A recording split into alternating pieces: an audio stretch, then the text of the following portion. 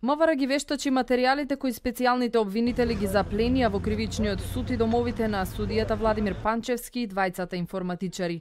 Се анализира дали АКМИ системот е злоупотребен и дали Панчевски, како поранешен председател на кривичниот суд, рачно местел предмети кај одредени судии. Вештачењата треба да ги утврдат и сомневањата на кого и што како тајни информации давал Панчевски.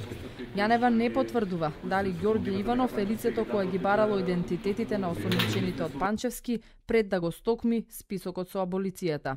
Составуваат записници, се што е земено ќе биде доставено до обвинителството и затоа ние треба должни сме по закон да го известиме и судот кој е издаде наредбата.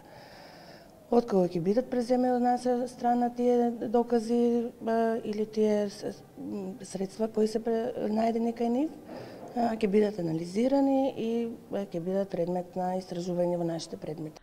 Од друга страна, Панчевски во телефонски разговор обвини дека вчерашниот претрес бил брутален и врз него била применета физичка сила. Испрати порака и до Јанева и до судиите дека ги охрабрува да работат согласно законот. Неизнаењето на Катица Јанева продолжува.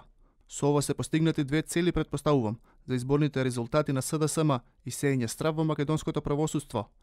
Јанева нема да ме заплаши, имам чиста совест, а вчера без да ми бидат посочени правата и без присуство на бранител, беше применета сила од припадник на МВР.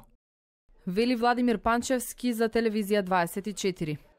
При вчерашниот 5-часовен претрес во кривичниот суд, специјалните обвинители ја напуштија зградата со материјалите кои се потребни за предистражна постапка, која се води против Панчевски и двајцата вработени во судот. Јанева го сомничи за оддавање на службена тајна. Паралелно со истрагата на Јанева, која е поврзана со АКМИ системот, и експерти од Министерството за правда анализираат дали предмети биле местени рачно кај политички подобни судии.